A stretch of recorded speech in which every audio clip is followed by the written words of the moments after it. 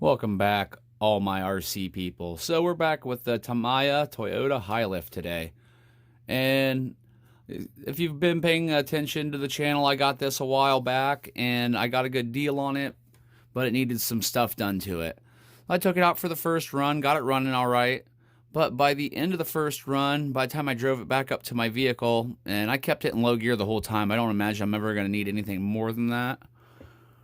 The motor started getting super hot and smelling burnt. So that will be pulled out, and I've got a 35 turn axial motor I think I'm going to drop in there. I got to go through my motors and look and see exactly which one I'm going to use.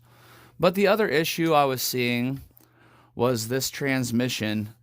You can see how low that hangs. That is a serious snag point.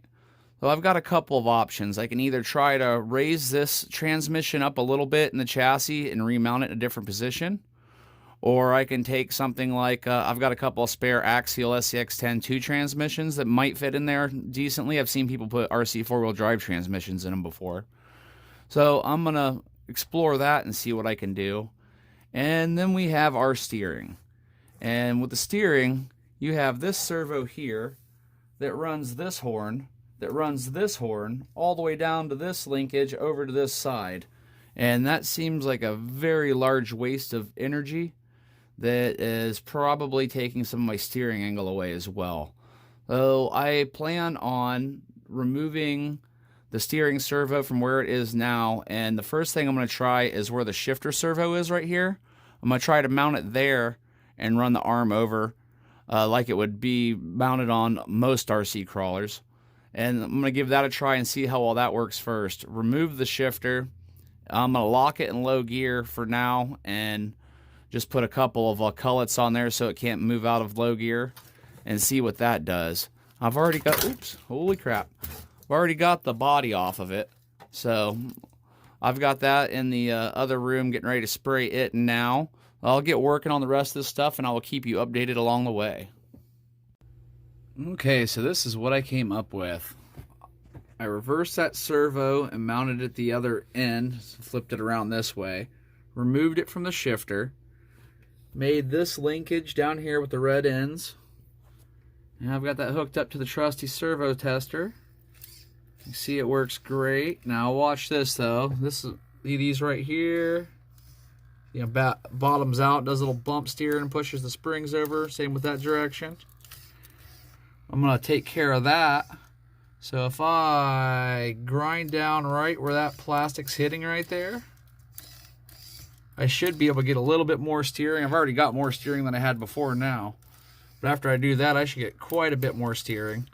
Well, let me get working on that, see how it goes. You can see we've got clearance, no clearance issues there, just fine. A little blurry while it's readjusting. And same down on the other side. A few more tweaks. I think I'll have that steering definitely straightened out a lot more than it was previously. So I've done some more steering modifications.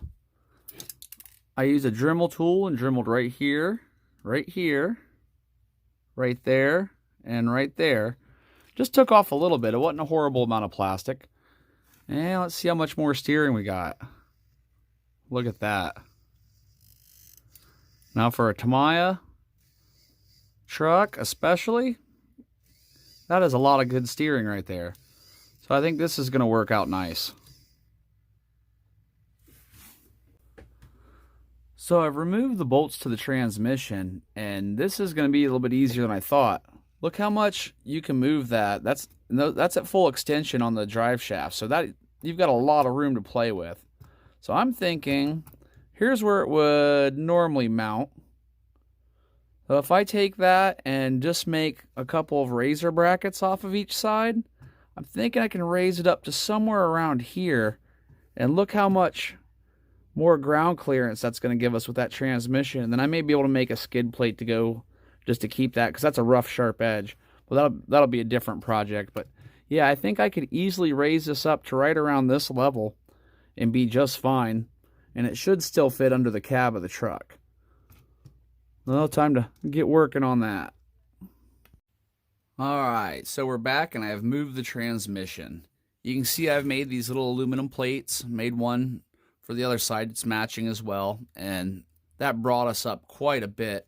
There's a lot more clearance under here, and it didn't affect my drive line any. There's still plenty of slack in these drive lines. And let me kick this on for you. I also switched out to the 35 turn axial motor. Turn the radio on first.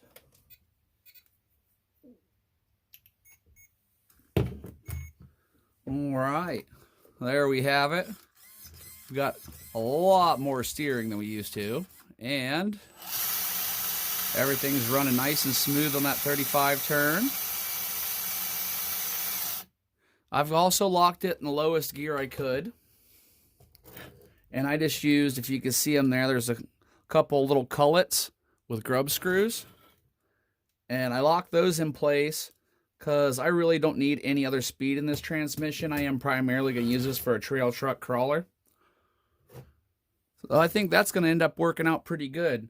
I said I just have a little bit more work to do. I need to finish up the body work I'm working on and get a few other things mounted up, but we will deal with that in the second half of this video. I don't want to cram too much into one video.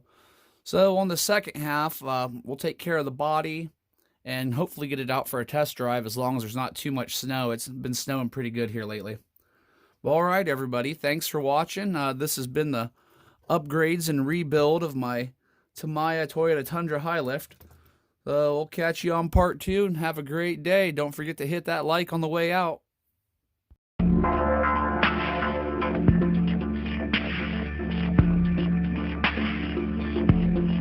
Yeah.